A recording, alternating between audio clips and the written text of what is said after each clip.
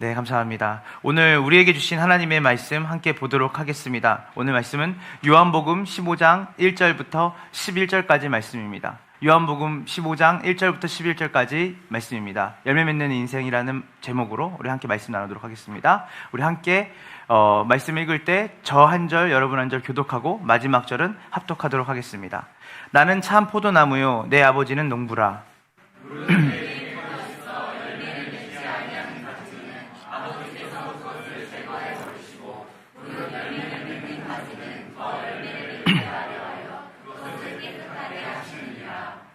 너희는 내가 일러준 말로 이미 깨끗하여졌으니 내 안에 거하라. 나도 너희 안에 거하리라. 가지가 포도나무에 붙어 있지 아니하면 스스로 열매를 맺을 수 없음같이 너희도 내 안에 있지 아니하면 그러하리라.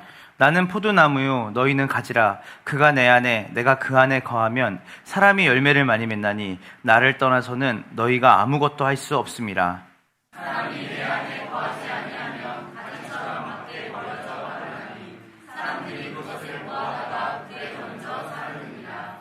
너희가 내 안에 거하고 내 말이 너희 안에 거하면 무엇이든지 원하는 대로 구하라. 그리하면 이루리라.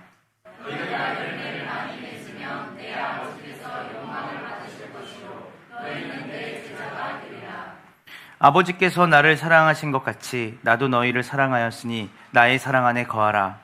내가 아버지의 계명을 지켜 내 사랑 안에 거하는 것 같이 너희도 내 계명을 지키며 내 사랑 안에 거하리라. 합독하도록 하겠습니다. 내가 이것을 너희에게 이름은 내 기쁨이 너희 안에 있어 너희 기쁨을 충만하게 하라 함이라. 아멘. 아멘입니다. 우리나라에서 굉장히 그 아이들 양육과 교육에 있어서 1타 강사이자 1타 교육가가 있습니다. 그분의 이름은 오은영이라는 소아과 청소년 정신과 전문의죠. 근데 이분이 한때 이분에게 상담을 받으려면 굉장히 고가의 비용을 지불해야 되는 것 때문에 굉장히 논란이 많았었습니다.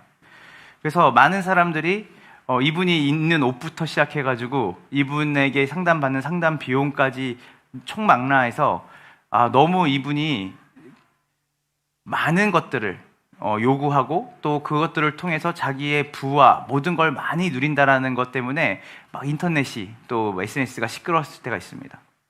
근데 그 막 논란들이 잠재워질 수 있을 만한 글이 하나 올라왔는데요. 그 글은 뭐냐면 한 분이 트위터에다 글을 올린 겁니다. 그러면서 이제 이 오 박사님을 통해서 자기가 자기 남편과 자기 그리고 아이까지 진료를 받은 일을 상세하게 기록하고 영수증까지 첨부해서 올린 일이 있었습니다. 그러니까 얼마를 비용을 지불했고 어떠한 효과를 받는지를 얘기한 거죠. 근데 이분이 이렇게 말했어요. 오 박사님 진료는 10분에 9만 원이었습니다. 비싸요, 안 비싸요? 비싸죠? 10분에 9만 원이었습니다. 첫 번째 상담에서 90분에 81만 원을 지불했고 남편과 우리 인생에서 가장 값진 81만 원이었다면 감사해야만 나왔다고 이분은 적었어요. 그러면서 이분은 뭐라고 말했냐면 이 오은영 박사를 만나기 전에 다른 기관에서 1년 동안 천문학적인 돈으로 치료를 받았음에도 아이와 부부관계가 조금도 차도가 없어서 속이 새까맣게 타고 하루 걸러 하루는 어린이집에서 오늘 아무개가 라는 전화를 받으면 일하다가도 눈물이 펑펑 쏟아지던 날들이었습니다. 아이 문제로 애태어난 날들이 많았습니다. 그래서 이분이 결정을 한 거예요. 오은영 박사와 진료 예약을 위해 친정 가족들, 친구 5명과 남편 회사 동료 3명을 동원했고 각각 200통이 넘는 전화 끝에 예약에 성공했고 그 예약에 성공했을 때 우리 모두는 대학 합격보다 더 기쁜 순간을 경험했습니다. 이어 상담일에 이 오 박사님은 가장 먼저 아이와 1:1 면담 시간을 가졌고 대략 10분에서 15분이 걸린다고 말씀하시고 아이와 방에 들어가셨습니다. 아이에 대한 관찰이 끝나고 부모 상담이 시작되었습니다. 내가 알고 있는 아이의 모습들이 퍼즐 한 조각이었다면 그걸 전체적으로 맞춰서 그림으로 보여주시는 기분이었습니다. 비용 논란이 어떤 연유로 시작되었는지 모르겠지만 다른 센터로 돌며 지불한 치료비, 검사비, 그럼에도 차도가 없어 생업을 포기할 뻔했던 기회비용, 무엇보다도 아이가 건강하고 행복한 일상 속에 살 수 있게 된 비용이라 생각하면 그날의 81만 원은 여전히 내 인생에서 가장 값지게 쓴 돈입니다. 그렇게 이분이 그 상담을 이제 6개월에 걸쳐 5번을 받고 아이가 나아진 거예요. 호전된 거예요. 그래서 가정이 다시 화목하고 회복되었다는 글을 장문에 걸쳐서 이분이 팩트를 근거해서 썼어요. 제가 오늘 이 말씀을 드리는 건 뭐냐면, 우리가 아까 우리가 10분에 9만 원이라고 했고, 또 그리고 90분에 81만 원이라고 했어요.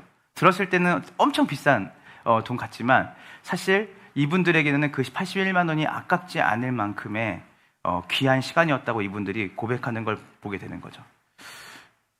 타 기관에도 가봤고, 그리고 이 아이의 문제 때문에 부부관계가 거의 이혼 직전까지 가 있는, 그리고 아이가 차도가 없어서 더 이상 삶을 사는 것 자체가 버거운 부부. 근데 이 부부가 누구와 만났냐면 오은영 박사와의 만남이 있었던 거예요. 근데 이 만남이 그들의 가정의 인생을 바꿔버린 거죠. 저는 이 오은영 박사라고 하는 분이 그 한 가정을 살렸죠. 그리고 그 한 가정을 삶을 통해서 사실은 많은 분들이 이 오은영 박사와의 만남을 기대하고 또 소망하는 또 그 글들을 썼습니다. 저는 이 오은영 박사보다 더 값진 만남이 이 아이를 키우는 부모에게 있을까? 또 장사를 준비하는 분들에게 백종원 씨라고 하는 그분과의 만남보다 더 값진 만남이 있을까? 여러 가지 생각을 해봤어요. 제 인생을 보니까 제 인생에도 값진 만남들이 여러 있었던 거예요.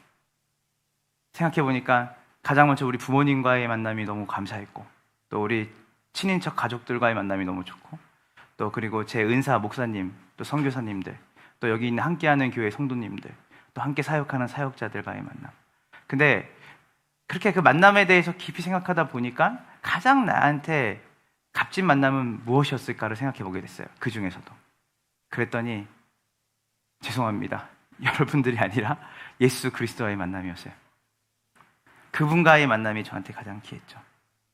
오늘은 열매 맺는 인생이라고 하는 그 제목을 가지고 여러분과 나누는데, 그 열매는 우리 스스로 맺는 열매라기보다는 오늘 이 본문을 통해서 우리가 열매를 맺는 인생이 아니라 우리가 누구와의 만남을 통해서 열매를 맺을 수밖에 없는지, 그리고 누구를 만나야 또 누구와 붙어 있어서 열매를 맺게 되는지를 우리가 함께 이 말씀을 통해 살펴보고, 우리가 정말 성경이 말하는 참된 열매, 우리가 이 땅의 인생을 살면서 맺어야 될 정말 풍성한 열매, 내가 정말 만족스럽게 여길 만한 열매가 무엇인지를 오늘 이 본문을 통해서 우리가 함께 살펴봤으면 좋겠습니다.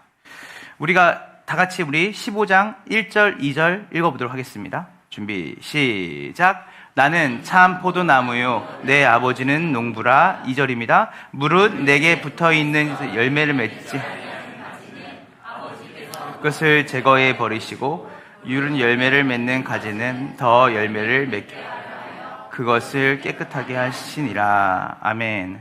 자, 나는 참 포도나무요, 내 아버지는 농부다.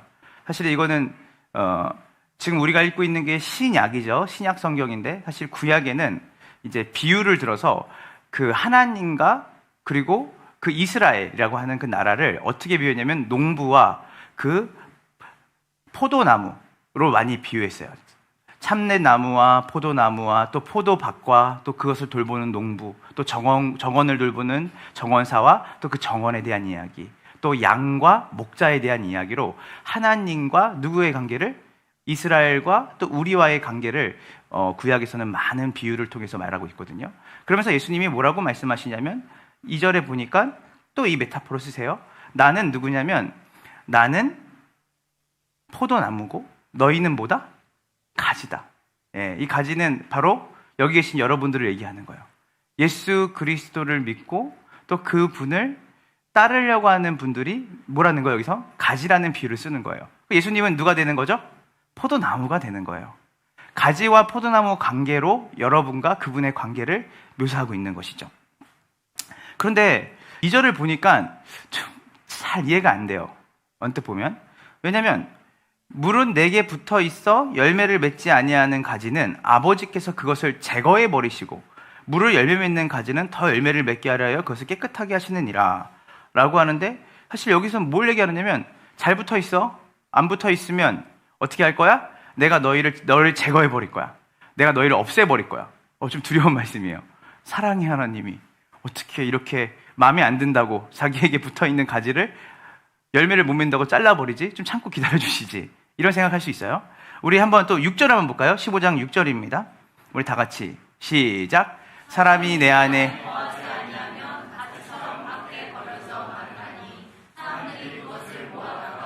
던져 살은 일. 더 무서워요. 열매를 맺지 않으면 열매 맺지 않는 가지는 어떻게 해요? 밖에 벌어져서 사람들이 그것을 뭐 한다는 거예요. 불에 던져 사른다. 자, 여러분들이 언뜻 이 본문을 보면 잘 붙어있도록 내가 노력을 해야겠다. 내가 노력하지 않으면 하나님의 영원한 심판과 내가 밖에 벌어져서 불태워지는 그런 존재로 내가 전락할 수 있겠다라고 하는 두려움과 떨림으로 여러분이 이 말씀을 볼 수 있지만, 사실은 이 15장 2절과 15장 6절은 어디에 걸려 있냐면요, 15장 3절에 걸려 있어요. 우리 15장 3절을 한번 다 같이 보도록 하겠습니다. 준비 시작.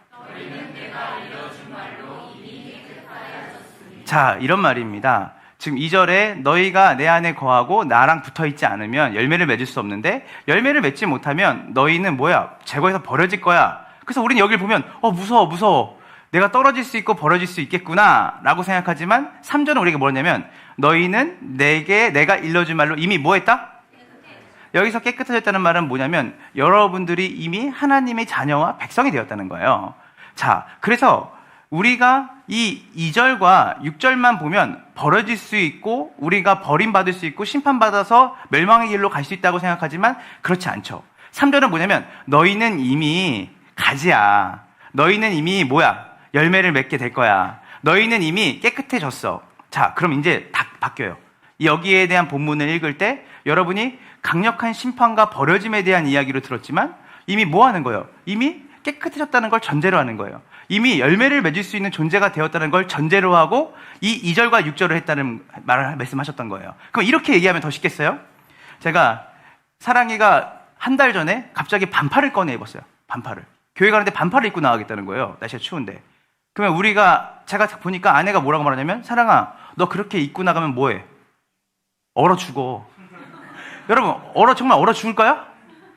그게 뭐 한 말이에요? 이 반팔 입고 나가면 너 감기 걸린다는 거예요. 예. 너 그렇게 공부 안 하면 너 나가서 너 사랑구실 못 해. 그러면 뭐예요? 너 사랑구실 못 하는 게 교육거리 아니에요. 뭐예요? 공부 열심히 하라는 거예요. 우리 기쁨이가 여기 이제 입술이 튼 거예요. 이렇게 아파가지고, 이렇게 터가지고. 그러니까 얘가 까치까치해서 발라주냐니까 안 바르려고 해. 그래서 제가 뭐라고 말했냐면, 제가 보이지 않는 점이 있거든요. 그래서 너 이거 안 발라서 이거 안 나면 이거 점 된다, 이렇게 얼굴에 했더니 막 그래서 한숨 쉬면서 여기요 이래요. 그러니까 기쁨이는 약간 되게 새침한 스타일이 여기 하면서 발라요. 근데 점이 안 돼요, 사실은. 근데 얘가 이걸 내버려두면 어떻게 되는 거죠? 이게 번져서 여기가 더 아프고 피가 나고 이게 다 상처로 남는 거죠. 근데 그게 싫은 거예요.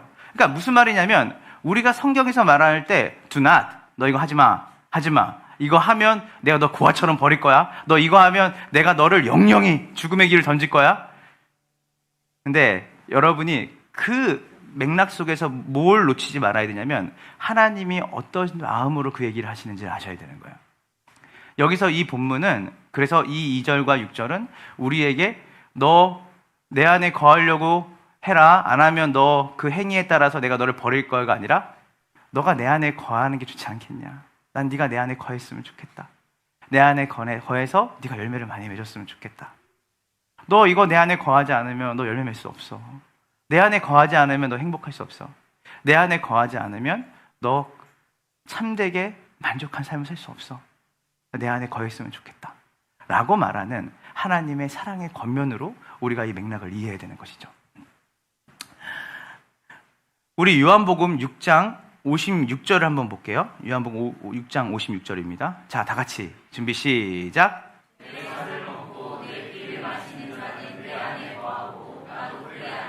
자, 멈춰주세요. 여러분, 우리가 주님 안에 거한다는 것, 주님께 붙어있다라는 것은 무엇일까?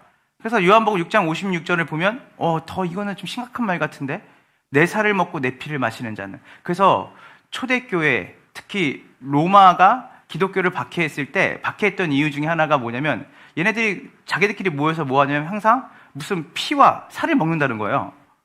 그러니까 여러분, 이 피와 살을 그냥 문자 그대로 받아들인 거죠, 그들이. 사실 이거는 무엇이죠? 예수님이 십자가에 나의 죄를 위해 죽으시고 그분이 나의 죄를 위해 자신의 모든 삶을 내어주신 것을 뭐 하는 거예요? 늘 나누고 늘 그것을 맛보는 일로 우리가 성찬을 하는 거예요. 근데 이것을 언뜻 밖에 있는 사람이 들을 때는 뭐예요? 식인 습관이 있다고 드는 거예요. 식인. 자, 근데 이 6장 56절을 제가 왜 여러분에게 설명을 하냐면, 그러면 주님 안에 거한다는 것이 무엇일까? 주님께 붙어 있다는 게 어떤 의미일까? 그거는 다른 게 아니에요. 여러분들이 여러분들의 죄를 위해 십자가에 달려 죽으시고 부활하시고 여러분의 삶 가운데 가장 복된 삶으로 열매를 맺게 하는 삶으로 인도하시는 하나님과 뭐 하라는 거예요? 교제하라는 거예요. 교제예요. 여러분, 예배는 이런 리추얼, 예식이 아니에요. 예전이 예배가 아니에요. 이 형식은요, 그 하나님과의 깊은 만남을 할 수 있도록 우리에게 제공하는 형식일 뿐인 거예요. 그래서 형식은 내용을 담기 위해 존재하는 것이죠. 근데 그 내용이 없는 형식은 바로 우리를 뭘 만드냐면 형식주의로 만드는 거예요. 그럼 또 반대로 형식이 그러면 다 필요 없겠네요? 이렇게 가면 안 돼요. 내용은 어디에 담기죠? 형식에 담기기 때문이에요.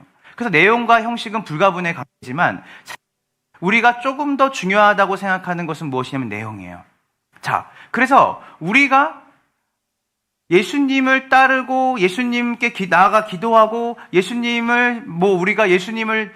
우리가 덧입고 살아간다, 이런 추상적인 게 아니라 정말 예수님께 붙어있다는 건 뭐냐면 나의 죄를 위해 십자가에 죽으시고 이제 죄와 사망의 권세를 꺾으시고 부활하셔서 내 삶 가운데 그분의 성품과 그분이 통치하시는 나라의 백성으로서 기쁨과 만족을 누리는 삶으로 살아가는 그 교제를 주님이 여러분과 하기 원하셔서 이 예배의 자리로 부르시는 거예요. 만남이에요. 여러분, 성경에는 리바이벌이란 말이 있어요. 부흥이란 말이 있어요. 많이 나오지 않아요. 성경에 한 번밖에 안 나와요. 부흥. 근데 부흥은요, 양적 단어가 아니에요. 우리는 사실 부흥을 항상 뭘로 이해했냐면 숫자가 부흥했어? 야, 뭐 사람이 부흥했어? 뭐가 부흥했어? 하면 우리는 다 양적으로 표현하지만 성경이 부흥이란 말을 할 때는 뭐냐면 질적 단어예요. 살아나는 거예요. 죽은 자가 살아나고 소망에 꺾인 자들이 소망을 다시 갖게 되고 절망 가운데 기대하는 마음이 생겨나고 아픈 자들이 회복되어지고 무너졌던 가정이 다시 회복되어지고 분열되었던 것들이 다시 하나가 되어지는 것. 그래서 부흥은 숫자의 양적인 부흥이 아니라 질적으로 우리가 되살아남을 경험하는 거예요. 근데 이 부흥은 어떻게 오냐? 하나님과의 만남에서 이 부흥이 일어나는 거예요. 그래서 아무리 우리가 100번, 1000번 형식적으로 예배를 드린다 해도 하나님과의 교제와 만남이 우리에게 이 예배를 통해 주어지지 않는다면 또 우리의 삶 가운데 그냥 내가 저번 주일날 예배 드렸지라고 하는 그 형식에 의존하는 신앙이 아니라 진짜로 하나님과 매 순간순간 또 아침에 일어나서 그분께 나아가 기도하고 그분과 교제하는 그 삶이 우리 가운데 없다면 사실 우리는 열매를 맺을 수 없는 인생, 그리고 참된 만족과 기쁨이 없는 인생으로 살아갈 수밖에 없다라는 것을 얘기하는 거예요. 그 사람들이 뭐야 열매가 없네? 여러분을 봤을 때 앙상한 가지가 되는 거예요. 제 교회는 열심히 다니는데 왜 이렇게 얼굴에 기쁨이 없어? 제 교회를 열심히 다니는데 왜 이렇게 제 삶이 비참해? 난 저러려면 교회 다니고 싶지 않아. 그래서 뭐 하냐면 누가 하냐면 사람들이 꺾어서 모아서 버리는 거예요. 하나님이 버리시는 게 아니에요. 사람들이 볼 때 여러분의 존재와 삶이 그렇게 매력적이지 않은 거예요. 그래서 내 안에 거한다는 것. 물은 내 안에 거하는 자마다. 그래서 이것은 물리적인 공간을 이용하는 게 아니라 물리적인 공간을 이야기하는 것이 아니라 바로 무엇을 얘기하는 거냐면 즉 교제를 이야기하는 거예요. 그래서 하나님은 여러분들이 늘 뭐 하기 원하시냐면 하나님과 살아있는 교제를 하기 원하세요. 살아있는 교제. 그래서 우리가 주님과의 만남과 주님과의 교제가 없으면 열매를 맺을 수 없다라는 것이 성경 전체가 이야기하는 바예요. 나는 왜 이렇게 사랑이 없지? 나는 왜 이렇게 믿음이 없지? 나는 왜 이렇게 소망이 없지? 나는 왜 이렇게 기대가 안 되지? 나는 왜 이렇게 예민한 거지?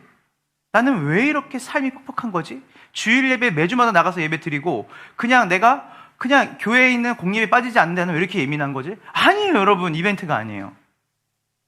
여러분의 일상의 삶에서 정말 그분과의 초자연적인 만남과 교제가 있으셔야 되는 거예요. 그렇지 않으면 열매를 맺을 수 없다는 거예요. 그래서 가지는 스스로 열매를 맺을 수 있다 없다. 가지는 프레임이니까.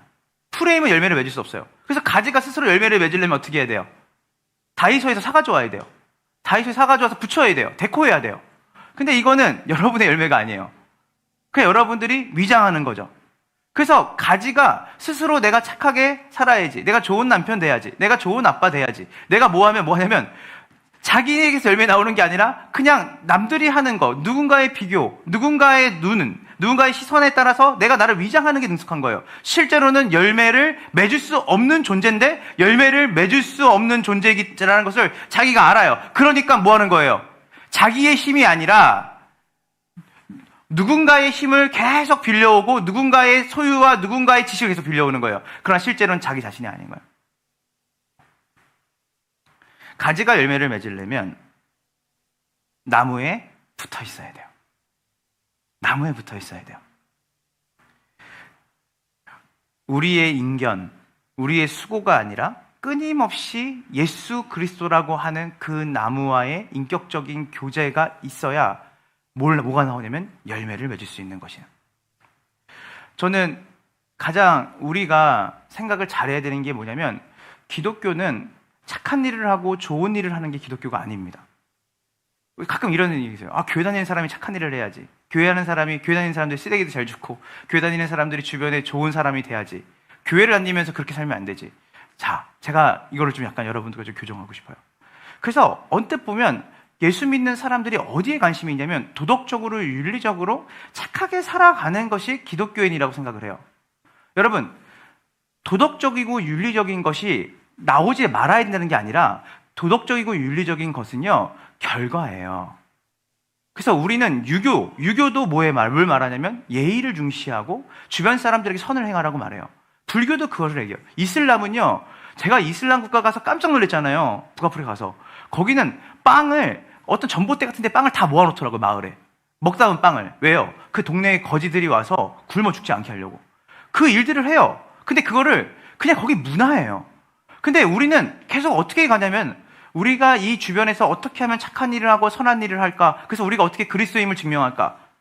여러분, 그렇게 하는 게 아니라 예수 그리스도와 우리가 붙어서 교제하면 그분이 어떠신 분이시냐면 이웃을 사랑하시는 분이에요. 그러니까 우리가 행동주의로 가면 안 되고 뭘 가야 되면 그분과의 생명력 있는 교제로 가야 되는 거예요. 그래서 그 존재에서 뭐가 나오는 거예요? 행동이 나오는 거예요. 그래서 예수님을 사랑하고 예수님을 믿고 그분과의 만남과 교제 없이 그냥 내가 예수 믿는 사람이니까 무언가를 해야지 하면 이것은 반드시 우리에게 쓴뿌리로 와요. 그래서 교회가 궁극적으로 목표하는 것은 착한 일과 선한 일과 밖에 나가서 누구한테 피해를 끼치는 일이 아닌 그걸 피해를 끼치는 일을 하지 않는 게 아니라 예수 그리스도를 믿고 그분과 참된 살아있는 교제를 하는 거예요. 그러면 자연스럽게 내 삶에 이웃에 대한 배려가 생기는 거예요. 나를 넘어서 누군가를 사랑할 수 있는 존재가 되는 거예요. 그래서 우리는 왜 이 본문의 말씀에서 가지라고 얘기했는지를 잘 이해해야 되는 거예요. 여러분이 스스로 열매를 맺을 수 없는 사람이라고 얘기하는 거예요. 주님만이 여러분을 열매 맺게 하세요. 제가 청년부 사역을 오래 했어요. 오래 해서 이제 SNS가 여러 친구들하고 이제 페이스북 친구도 돼 있고 인스타 팔로워가 돼 있는데 팔로워가 이렇게 맺어졌어요. 근데 거기 한 자매가 이렇게 글을 쓴 거예요. 제가 이게 너무 저한테 와닿아서 여러분과 같이 나누고 싶어요. 짧게 썼어요, 글을. 삶이 폭풍과 같다. 도저히 인생의 배가 평안할 틈 없이 휘청휘청거린다. 살아야겠다고 생각했다. 아침에 눈을 뜨자마자 10분 큐티를 하고 5분에서 10분을 하루의 삶을 위해 기도한다. 참, 이렇게 써요. 참, 이 20분이 뭐라고. 별거 아닌 것 같은 이 20분이 내 삶을 잔잔하게 한다. 이미 주신 것에 대한 감사와 타인에 대한 배려를 가져온다. 참, 이 20분이 뭐라고? 이 별거 아닌 20분이 폭풍 같은 내 삶을 잠잠케 한다. 왜 그럴까요? 오인영 박사를 만나서 그래요. 10분에 9만 원짜리를 만나서 그래요. 아니요, 그 이상의 만남이 있었던 거예요. 바로 누구죠? 하나님과의 만남이 있는 거예요. 있는 것에 대한 자족과 타인에 대한 배려가 내 마음에 스며들어오는 거예요. 폭풍 같은 삶이 잠잠케 되어지는 거예요. 이것은 단순히 형식도 아니고 시스템도 아니고 어떤 프레임이 아니에요. 진짜예요. 그 생명을 공유하고 그 생명을 덧입는 자로 교제가 시작이 되는 거예요. 이 열매. 자, 저는 지금 여러분에게 추상적으로 얘기를 했어요. 하나님과 만나면 우리는 좋은 열매를 맞을 수 있고 우리는 희청거리지 않을 수 있다. 근데 제가 얘기했죠. 추상적으로 알면 돼요, 안 돼요? 안 돼요. 구체적으로도 가야 돼요. 그러면 이 성경에서 우리에게 예수님과 함께 있으면 우리가 이 열매를 맺어야 돼. 그 열매가 맺어질 거야. 근데 이 열매는 우리를 기쁘게 하는 열매예요. 만족해 하는 열매예요. 근데 그 열매가 도대체 뭘까? 그래서 여기서 보니까 이 열매라는 단어를 헬라어로 칼포스라는 단어를 썼어요. 칼포스라는 단어를 썼어요. 자, 그랬더니 제가 이 열매를, 이 칼포스라는 단어의 용례를 한번 살펴보니까 이 칼포스라는 이 열매라고 하는 그 뜻을 원래 원문적으로 쓸 때 두 가지 의미를 쓰더라고요. 한번 따라해보세요. 첫 번째, 인격적 열매. 그리고 두 번째, 복음 전파의 열매. 자, 우리 갈라디아서 5장 22절부터 23절을 한번 볼게요. 준비, 시작. 오직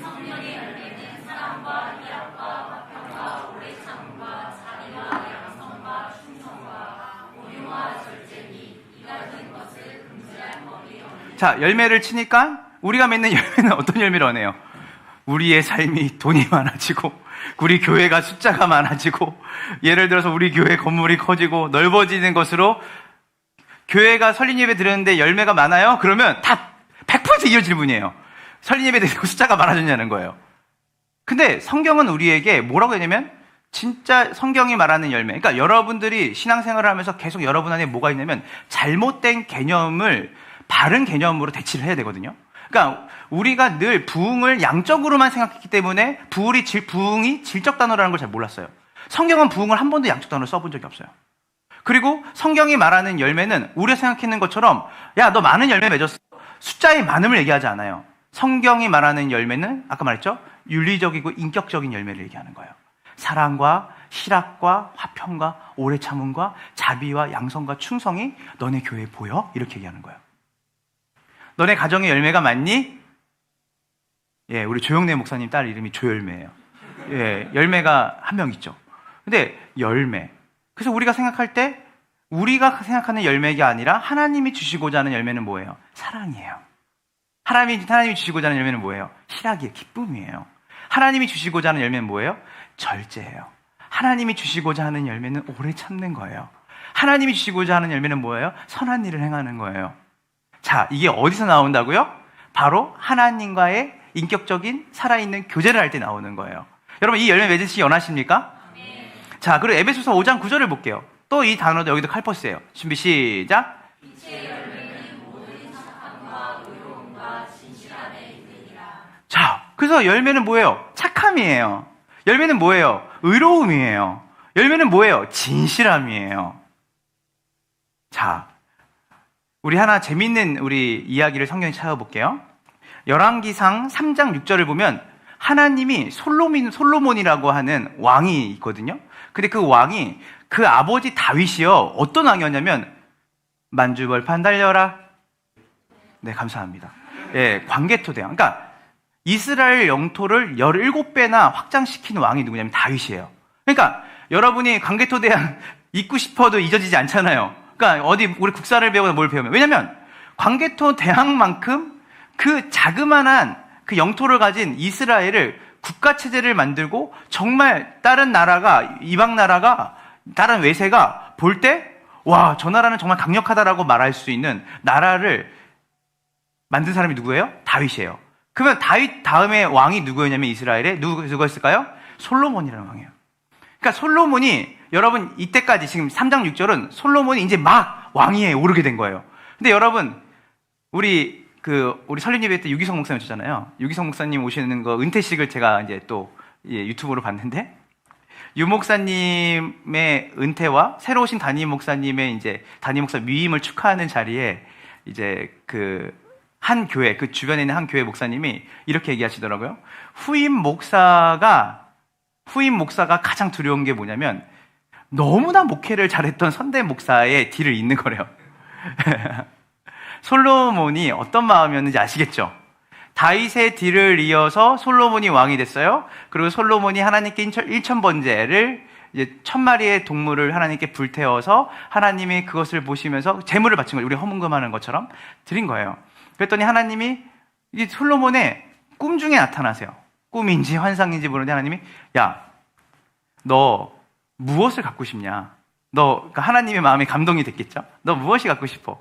했더니 솔로몬이 3장 6절을 이렇게 얘기하는 거예요. 한번 볼게요. 3장 6절 시작. 주의 종 내 아버지 다윗이 성실과 공의와 정직한 마음으로 주와 함께 주 앞에서 행함으로 주께서 큰 은혜를 베푸셨고 주께서 또 그를 위하여 이 큰 은혜를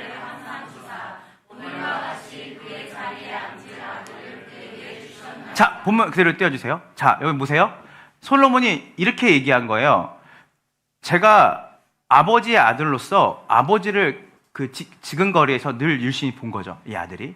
그랬더니 아버지가 너무 많은 사람들에게 사랑을 받고 또 아버지 때의 나라가 너무나 강력해진 걸 본 거예요. 솔로몬이. 근데 솔로몬이 그 유심히 아버지를 어릴 때부터 보니까 뭐라고 하냐면 내 아버지 다윗이 성실과 공의와 정직한 마음으로 행했다는 거예요. 자, 근데 여러분, 성실과 공의와 정직은요, 하나님의 성품이에요. 다윗에게 있는 게 아니에요.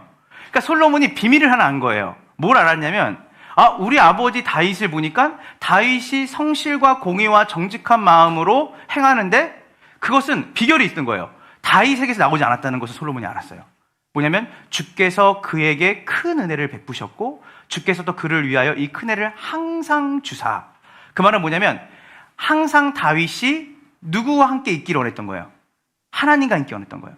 제가 지난주에 얘기했죠. 우리가 같은 집에 살면 닮아가죠. 그리고 습관도 닮아가고 말투도 닮아가요. 그리고 그 사람이 어두우면 나도 어두워지는 것 같고 그 사람이 밝으면 나도 밝아지는 거예요. 그러니까 솔로몬이 줄까라고 이야기했는데 솔로몬이 이렇게 말하는 거예요. 근데요, 제가 보니까 솔로몬이 여기서 뭘 구하게 되냐면요, 듣는 마음을 달라고 하거든요. 듣는 마음. 그러니까 지혜를 구한 거예요. 근데 사실 이게 문맥상에서 뭐냐면요, 하나님 자체를 구해버린 거예요. 저는 하나님을 원해요라고 하는 거예요. 왜냐하면 다윗의 흥망성쇠는, 이 이스라엘 흥망성쇠는 우리가 가진 능력과 우리가 가진 어떠한 형성된 그것에 있지 않고 바로 하나님께 있다는 걸 제가 잘 압니다 라고 구하거든요. 자, 우리가 하나 더 볼까요? 다윗의 시입니다. 시편 27편 4절입니다. 준비 시작.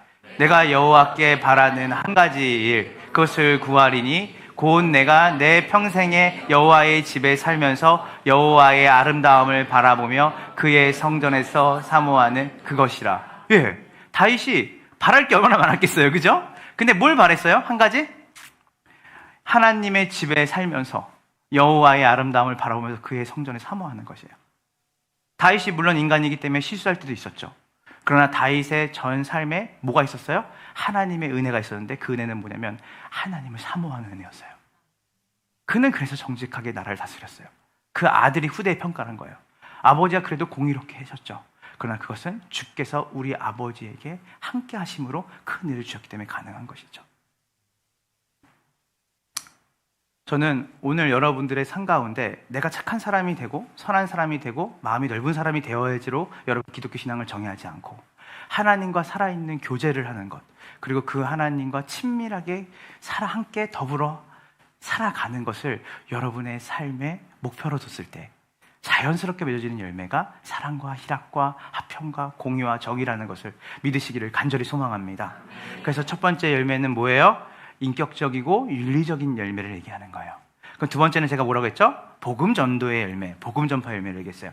자, 이 칼포스를 요한복음 12장 24절에 쓰더라고요. 다 같이 볼게요. 준비 시작. 내가 진실로 너희에게 이르노니 하나를 이 땅에 떨어져 많은 열매를 맺으니라. 아멘. 저는 이 많은 열매가 그러니까 많은 영혼들이거든요. 그러니까 예수 그리스도께서 죽으심으로 그분이 땅에 떨어져 죽으심으로 많은 열매를 맺었는데 그게 누구예요? 바로 여기 있는 여러분들이에요. 근데 이와 같이 우리도 어떤 거예요? 이게 생명의 원칙이에요. 우리가 땅에 떨어져 죽어야 많은 열매를 맺는 거예요. 이게 뭐냐면 희생과 섬김과 수고를 통해서 한 생명이 주님께 돌아올 수 있다는 것이에요. 여기서의 중점은 뭐냐면 이 칼포스라는 열매를 누가 맺냐면 우리가 맺는 게 아니라는 거예요. 아까 우리 뭐랬죠? 우린 프레임, 가지죠. 열매를 누가 맺게 하세요? 예수님 하나님 믿게 하세요. 저는 예전에 전도를 또 지금도 전도를 많이 하려고 노력을 하고 있습니다. 근데 그 노력을 하다 보니까 하나님은 온데간데 없고 제가 가진 말기술과 제가 가진 지식을 의지할 때가 많고 또 교회가 좀 여기보다 큰 교회에서 제가 청년부 목회를 건물적으로 프로그램적으로 겉보기에 좋았던 교회는 그 교회 이름을 제가 많이 내세우고 나가서 많은 청년들을 만났던 것 같아요. 거기 아시죠? 어느 교회? 그러면 그 지역에는 알았어요. 그 지역 교회를. 그래서 제가 어떤 생각이냐면 그래도 교회가 크니까 잘 알아듣네. 그래도 내가 이렇게 말을 잘하니까 또 이 사람도 잘 듣네. 그런데요, 성경은 뭐라고 말하냐면 우리가 한 영혼이라는 열매를 맺는 게 아니라는 거예요. 오늘 여러분들이 여기 교회에, 이 개척교회에 이렇게 한 분 한 분 오셨어요. 자칫 잘못하면 우리 사역자들과 우리가 그래도 우리가 스스로 열매를 많이 잘 맺는 가지에서 이렇게 온 거 아니야? 절대 아니라는 거예요, 성경은. 우리가 결단하고 온 것 같지만 하나님께서 열매 맺는 교회로 이 교회를 보존하시고 붙드셔서 우리가 이 자리에 온 줄로 믿습니다. 그래서 이 교회가 정말 건강하게 바르게 가는 것은 교회 건물의 목적을 두지 않고 사람이 얼마 오냐가 목적이 아니라 하나님과 친밀하고 살아있는 교제를 목적으로 우리가 둘 때 이 교회를 통해서 하나님이 많은 사람들을 옳은 길로 인도하는 통로로 사용하게 하실 줄 믿습니다. 이와 비슷한 말씀입니다. 우리 마태복음 4장 19절입니다. 우리 함께 볼까요? 마태복음 4장 19절 준비 시작. 말씀하시되 나를 따라오라 내가 너희를 사람을 낚는 어부가 되게 하리라. 자, 여러분 팔로우 미 나를 따라오라. 저는 예전에는 사람을 낚는 어부가 되게 하라. 이게 중점인 줄 알았거든요. 근데 아니에요. 그것은 뭐예요? 결과로 가져오는 거예요. 누구를 따라야 되는 거예요? 예수님을 따르는 거예요. 전도하자, 선교하자가 아니라 정말 내가 예수님을 따르는 사람인가? 내가 정말 예수님과 참된 교제를 하는 사람인가를 우리가 이해할 때, 또 그것을 우리가 알 때 거기서부터 뭐가 오냐면 내가 의도하든 의도하지 않든 하나님께서 많은 사람들을 이끌어 온다는 것을 우리가 인식해야 되는 것이에요. 그래서 목적이 달라요. 전도와 선교가 목적이 되는 교회가 되면 되는 게 아니라 주님을 따르는 교회가 우리의 목적이 되어야 돼요. 골로새서 3장 15절 16절을 읽고 이제 말씀을 마무리하려고 합니다. 골로새 3장 15절 16절입니다. 준비 시작. 너희 마음을 주장하게 하라. 너희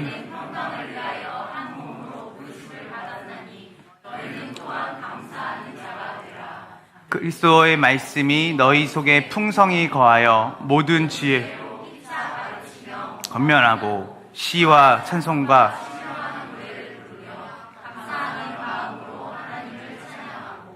자, 여기서 뭐라고 하냐면 그리스도의 평화가 여러분의 마음을 지배하게 하십시오. 여러분이 지배하는 거 아니에요? 여러분의 마음을 여러분이 컨트롤하는 게 아니라 예수 그리스도의 평강이 당신들의 마음을 주장하게 하고 당신들의 마음을 통치하게 하소서.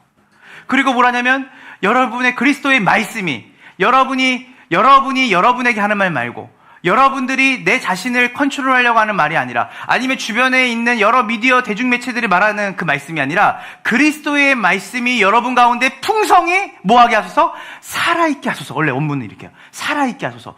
죽은 말씀이 아니라 여러분에게 그 말씀이 살아있게 하라는 거예요. 오늘 이 설교 말씀이 여러분에게 살아있게 하네요. 아, 나는 가지를 맺을 수 없는 가지구나. 나는 프레임이구나. 나는 열매를 맺을 수 없구나. 그래서 나는 살아있는 주님과 교제를 하고 그분의 말씀이 내 삶 가운데 이벤트가 아니라 내 삶에 지속적으로 들리게 하고 그 말씀에 반응하는 삶으로 살아갈 때 열매를 맺을 수 있구나. 성경은 여러분한테 방법론을 가르치는 게 아니에요. 저는 우리 교회가, 제 설교가 여러분들에게 특정한 어떤 상황에 적용점을 주지 않기 원합니다. 저는 적용점을 줄 수 없어요, 여러분한테. 원리를 줄 뿐이에요. 저는 여러분의 삶을 다 몰라요. 그러나 한 가지 확실한 것은 하나님의 말씀은 여러분의 상황과 환경 그 어떤 곳에서도, 황무지 같은 곳에서도 하나님의 말씀은 꽃을 피게 하는 능력이 있는 줄 믿습니다. 저는 여러분들이 교회를 오지 않더라도, 여러분들이 주일에 피치 못하게 못 올 수 있죠. 또 여러분들이 때로는 여러분들이 이런 종교적 의식에 참여하지 못할 수 있어요. 그러나 여러분들이 이것에 참여하면 좋죠. 그리고 여러분들이 이것에 오는 게 좋아요. 그러나 제가 여러분에게 목회자의 양심을 걸고 얘기할 수 있는 건 뭐냐면 이 건물이 여러분을 살리는 게 아니에요. 주님과의 교제예요. 하루 20분이라도 기도하시고, 기도는 뭐예요? 기대임이에요. 주님, 저는 열매를 맺을 수 없고 저는 살아갈 힘이 없습니다. 도와주십시오. 이 기도만 하셔도 돼요. 그리고 여러분들의 삶 가운데 뭐가 필요해요?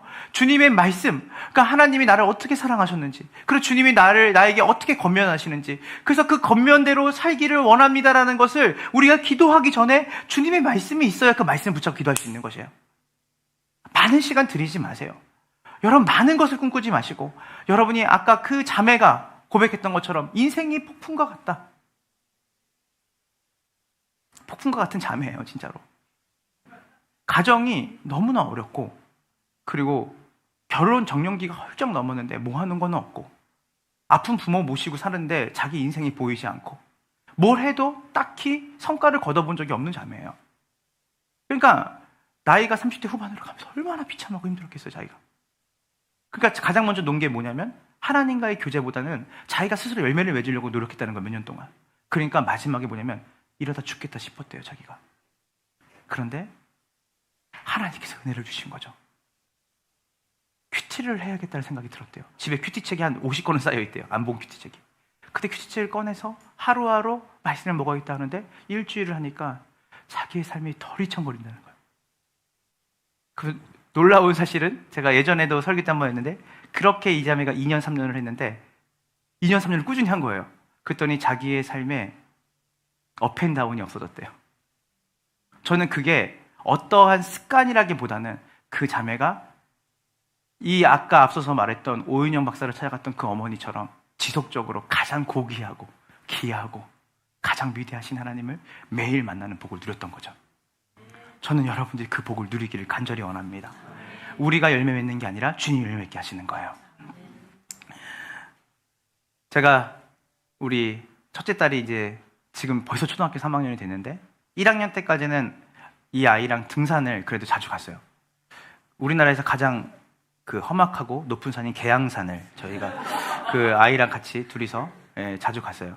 근데 첫 번째, 두 번째는 되게 이제 호기 있게 아이랑 같이 갔는데 세 번째부터는 같이 가자는 말을 못 하겠더라고요. 계양산이 진짜 가파르거든요. 여러분 웃으셨지만 진짜 거기 직선 코스로 딱 가면, 저 여기 있는 몇 명 사역자랑 갔는데 중간에 중도 포기했었어요, 이분들이. 그분들이 가장 크게 웃으니까 제가 너무 당황스럽네요. 근데 아무튼 이렇게 두 번 올라갔는데 두 번 다 제가 3분의 1부터 사랑이를 얻고 올라갔어요. 제가 끝까지 올라가서 만세하고 야호하고 내려오는데 다리가 풀려가지고 막 둘 다 죽을 뻔한 적이 있었고, 근데 막 이렇게 하니까 세 번째 갈 때는 좀 약간 주저하는 마음이 있는 거예요. 네, 사랑아 갈래 했더니 사랑이가 저한테 또 가겠다는 거예요. 그래서 이제 사랑이를 데려갔어요. 그랬더니 이제 가는데 시간도 당연히 2배가 걸리고 그리고 힘도 2배가 들어요. 그래서 우리가 항상 손가락 10개를 내밀면서 10번 찬스를 쓸 수 있게끔 해주거든요. 업을 수 있는 찬스죠. 네, 사랑이가 찬스 이러면 바로 업어야 돼요. 그러면 업고 있다가 근데 그 찬스가 10번을 넘기지 않도록 되게 조절을 해요. 제가 본인이 되게 막 지도를 보고 막 되게 꼼꼼하네요. 지도를 보면서 이때 쓰고 이때 물 먹고 막 이런 거 해요. 근데 어김없죠. 한 3분의 1 지나면 이 계단이 끝도 없기 때문에 얘가 아빠 죄송한데 업어주시면 안 돼요? 그러면 업어요. 그럼 3분의 2 이상은 올라가고 내려가고 사랑이를 등에 업고 이렇게 올라갔다 내려와요. 그리고 나서 이제 끝까지 올라가면 거기 정자가 있고 거기에 이제 어른들이 되게 많으세요. 강아지도 있고 막. 그러면 사랑이가 활발하니까 그 정자에 계신 분들이 어머 이 어린애가 여기까지 올라왔어 하면서 뭐 먹을 걸 줘요. 그럼 사랑이가 땀 닦으면서 아 힘들다 이래요. 자기는 사실은 여기 한 15cm 높였는데 그래서 아 근데 제가 뭐 다리도 튼튼하고 막 이런 얘기해요. 원래 이렇게 올라오는 걸 좋아하고 뭐 아빠랑 뭐 이런 얘기를 해요. 그래서 제가 그걸 보면서 저는 허리는 끊어질 것 같고 이렇게 보는데 사랑이가 막 너무 막 얘기를 해요. 그러면서 이제 다 내려올 때 항상 하는 말이죠. 아빠 저 대단하죠 그래도 뭐 이러는 거예요. 이거 대단하다. 제가 늘 하는 사랑한테 말은 우리 사랑이 정말 대단하다. 사랑이가 처음부터 끝까지 다 올라왔네. 사랑이가 포기하지 않아서 아빠도 사랑이 때문에 올라왔다. 사실은 팩트는 아니죠. 사랑이는 대부분 업혀온 시간이 대부분이었죠. 그런데 사랑이는 스스로는 자기의 노력으로 정상에 올라왔다고 생각을 해요. 우리의 신앙이 가장 위기에 있을 때가 이때거든요. 내가 스스로 정상에 올라갔다고 생각하는 거예요. 우린 한 번도 우리 스스로 올라가 본 적이 없거든요. 내가 그때 어떻게 그렇게 하나님의 교회를 섬기고 내가 그렇게 어떻게 그때 진짜 돈도 안 되는 그 일에 내 삶을 들여서 그 이웃들을 섬기고 또 내가 어떻게 그렇게 가족들이 헌신적이었지? 방법으로 찾지 마세요. 여러분은 원래 그렇게 할 수 없는 사람들이었어요. 찾다 보니까 한 가지가 있었네. 그래도 그때는 기도를 했었지 내가. 그래도 그때는 힘들었지만 하나님과 가까웠지. 우리 교회는 아직 예수를 믿지 않는 분들도 있고 또 신앙생활을 오랫동안 하신 분도 있고 또 그리고 지금 신앙생활을 하면서 또 위기가 있는 분도 있을 거예요. 다양한 분들이 있어요.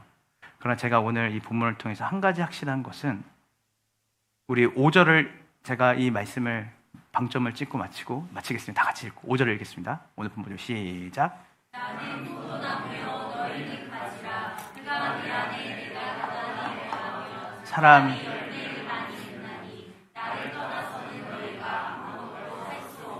한번 따라해 보시겠어요? 나를 떠나서는 너희가 아무것도 할 수 없습니다.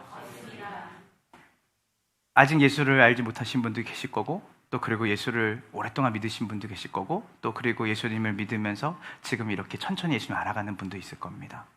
근데 제가 한 가지 여러분 모두에게 적실한 메시지를 하나 던지고 마무리하는 것은 예수를 믿든 안 믿든 신앙생활이 오래됐든 적게 됐든 상관없이 여러분이 예수님과의 살아있는 교제를 하지 않으면 아무것도 열매를 맺을 수 없다는 사실이에요. 저는 여러분이 사랑과 희락과 화평과 오래 참음과 자비와 양선과 절제를 여러분이 가진 사람으로 살아가기를 원하시죠? 근데 그건 여러분의 열매가 아니에요. 여러분 많은 사람들이 예수님 믿는 일에 쓰임받고 싶으시죠? 근데 여러분이 하는 게 아니에요. 여러분이 주님 안에 거할 때 이 두 가지의 열매가 맺어지는 거예요. 저는 한 주 동안 살면서 여러분들이 내가 뭘 잃어버렸을까? 내가 뭘 놓쳤을까? 다른 거 다 내가 가지려고 했는데 왜 거기서 만족이 없을까? 오늘 여러분들이 이 한 주 동안에 여러분이 진짜로 누리고 가져야 될 것, 바로 예수님께 나아가 그분과의 참되고 살아있는 교제가 여러분의 삶 가운데 있을 때 부활의 생명을 또 부흥의 생명을 여러분이 얻게 되는 줄을 간절히 믿으시기를 소망합니다. 우리 함께 찬양할 텐데요. 오늘 제가 장담하건대 여러분은 이 찬양을 모를 겁니다. 이 곡을 몰라요. 여러분 모르실 거예요. 근데 이 곡은 왜냐면 우리 정재익 전도사님이 만드셨기 때문에. 근데 우리 정재익 전도사님이 싱어송라이터거든요. 그러니까 곡을 만드시고 그리고 저는 유통을 합니다. 너무 좋아요, 찬양이. 제가 사실 어제 밤에 늦게 말씀을 준비하다가 이 곡이 며칠 동안 계속 제가 있는 거예요. 저한테 이거를 불러달라고 말한 적도 없고 그리고 이거를 저한테 퍼뜨린 적도 없는데 제가 구독자예요. 그래서 계속 오늘 아침부터도 계속 정재익 권사님 찬양 계속 우리가 반복해서 집에서 듣고 나왔는데 이것도 복인 것 같아요. 같이 사역하는 분을 제가 너무 사랑하고 존경하니까 이분의 상과 인격을 아니까 그래서 너무 좋고 우리가 함께 나눈 말씀과 비춰볼 때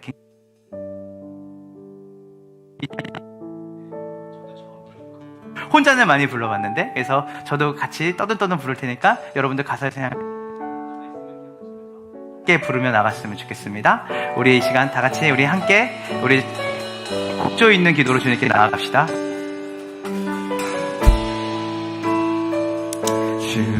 주께서 내 마음을 붙드시며 내 영이 주님의 마음 알게 되리.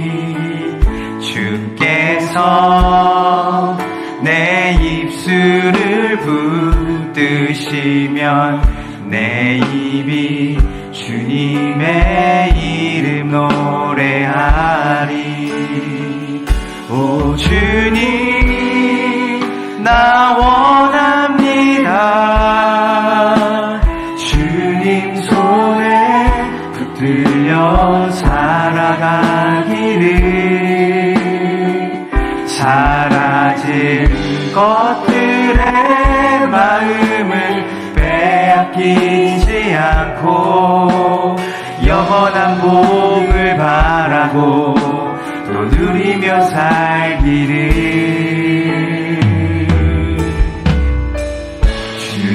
주께서 내 손과 발 붙드시면 내 삶이 주님의 영광 나타내리.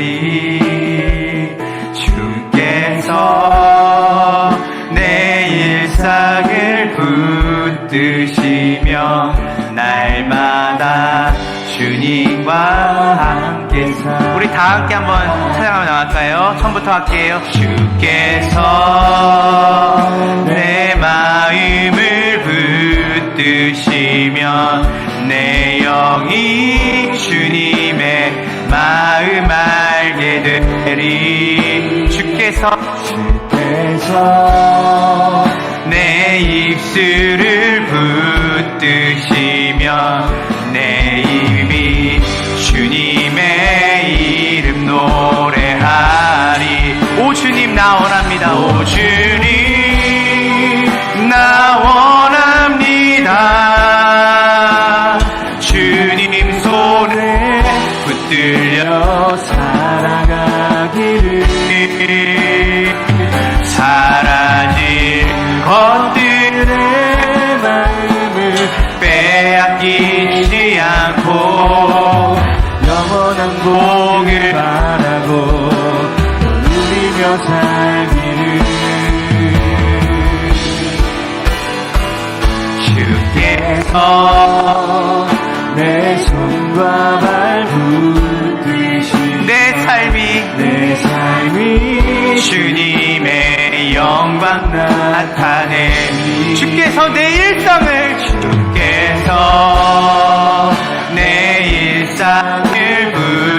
붙드시며 주마다 주님과 함께 살아갑니다. 여러분 원하시죠? 오 주님 나 원합니다. 주님 손에 붙들려 살아가기를. 사라질 것들의 마음을 빼앗기지 않고 영원한 복을 바라고 또 누리며 살기를. 주께서 내 손과 발 붙드시면 내 삶이 주님의 영광 나타내리. 주께서 내 일상을 붙드시며 날마다 주님과 함께 살아가리. 우리 시간 딱 한 가지만 기도할 텐데요. 제가 2014년도에 자그마한 교회에서 사역을 하다가 이제 중대형 교회로 이제 옮기게 됐어요. 근데 저에게 이제 맡겨져 있는 청년들이 이제 수십 명이 된 거죠. 근데 가는데 이제 거의 떠나기 전에 제가 이제 사역지를 옮기기 전에 너무 마음이 떨리고 내가 어떻게 그 사람들한테 골고루 예수님의 사랑을 줄 수 있을까? 내가 어떻게 그들을 잘 케어할 수 있을까? 그래서 밤새 그 고민을 했어요. 그러다가 이제 기도를 하는데 주님이 저한테 마음의 깨달음을 주는 거예요. 야, 네가 걔네들 사랑 못해. 너가 그 청년들 다 못 품어. 너가 한 가지만 명심하면 된다. 너 내게 붙어 있어라. 너 단순하지. 너 내게 붙어 있으면 된다. 너 나에게 붙어 있으면 내가 그들을 품을게. 너를 통해서. 우리는 많은 것을 놓치고 살아요. 근데 가장 중요한 것을 놓쳐서는 안 돼요. 오늘 여러분에게 많은 두려움과 많은 어려움과 또 도전이 있을 겁니다. 우리는 매일매일 초보로 살아요. 매일매일 처음 가는 길을 가는 거죠. 우리 오늘도 처음이에요. 내일도 처음일 겁니다. 우리 인생에. 여러분, 그래서 두려운 거예요. 그래서 무서운 거예요. 건강도 무섭고 내가 자녀를 또 내 삶의 미래도 무서운 거예요. 그런데 오늘 주님이 말씀하십니다. 얘야, 복잡한 거 생각하지 말고 내가 너의 인생을 책임지겠다. 너 혼자 열매 못 맺는다. 너 혼자 네 인생 못 컨트롤한다. 네가 못 지킨다. 내가 열매를 맺는 인생으로 살게 하겠다. 내게로 와라. 오늘 이 아침에, 오늘 이 복된 주일에 주님을 떠나서는 아무것도 할 수 없음을 고백하며 주님에게 붙어 있어 주님이 말씀하시는 열매 맺는 인생, 참된 기쁨이 있는 인생, 만족이 있는 인생으로 살기 원합니다. 그런 인생 되어지도록 주님에 대한 신뢰와 주님과 살아있는 교제를 나눌 수 있는 오늘 이곳에 모인 모든 우리 개인과 우리 함께하는 교회의 성도들이 되게 하여 주시옵소서. 우리 이 시간 다 같이 함께 기도하며 주께 나아갑시다. 주님, 하나님, 이 시간 가운데 너희가 나를 떠나서는 아무것도 할 수 없다. 하나님, 이 시간 가운데 하나님 도와주시옵시고 깨닫게 도와주시옵시고 주님 이 시간 가운데 함께 하시고 주님 이 시간 가운데 주님이 열매를 맺을 수 없는 인생 하나님 우리가 가지입니다. 우리가 하나님 그 뿌리로부터 나온 그 나무의 수액을 받아 열매를 맺을 수 있는 가지입니다. 가지는 스스로 생명을 맺었습니다. 하나님 오늘 이 시간 가운데 우리 가운데 가장 중요한 것 너희가 나를 떠나서는 아무것도 할 수 없다. 하나님 우리 안에 결핍투성이요 때로는 우리 안에 그런 척 하나님 우리가 우리를 치장하고 살지만 하나님 생명이 없다는 것을 우리가 압니다. 점점 말라가는 것 같습니다. 점점 인생의 즐거움과 만족이 더 이상 거추장스러운 무화과 나무 잎으로 가려지지 않습니다. 하나님 진짜 열매 맺는 인생 진짜 생명의 인생으로 살기 원하오니 오늘 말씀을 통하여서 열매 맺는 인생 그것은 생명을 맺는 것이 아니라 예수 그리스도와 붙어있을 때 그분과 살아있는 교제를 할 때 나올 수 있습니다. 하나님 그깟 20분이 뭐라고 그 20분 때문에 내 인생이 머리청거린다. 하나님 우리가 형식이 아니라 내용 대신 예수님 안에 진짜로 거하는 인생 되기 원합니다. 우리의 삶에 하나님 힘들고 아프고 고통스럽고 하나님 한참도 내다볼 수 없는 미래지만 우리가 한 발 한 발 갈 수 있는 이것은 우리 그 미래를 책임지는 인생으로 사는 것이 아니라 주님이 우리의 인생을 책임지시며 우리를 인도하신다는 것을 우리가 믿고 신뢰할 때 두려움이 떠나가는 줄 믿습니다. 하나님 우리 있는 일들이 너무나 부족하다는 것을 우리가 점점 더 알아갑니다. 오늘 이 시간은 그래도 주옵시고 우리의 삶 가운데 참된 브리팀 참되게 최고의 가치 그 그리스도를 만나고 교제하는 삶으로 우리의